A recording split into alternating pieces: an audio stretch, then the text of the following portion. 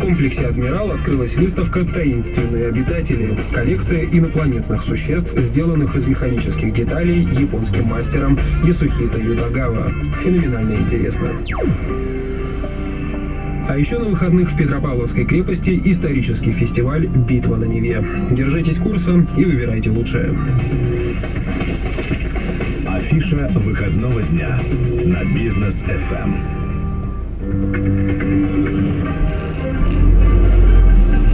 Далее новости московской студии Бизнес FM. Очередной выпуск из Петербурга через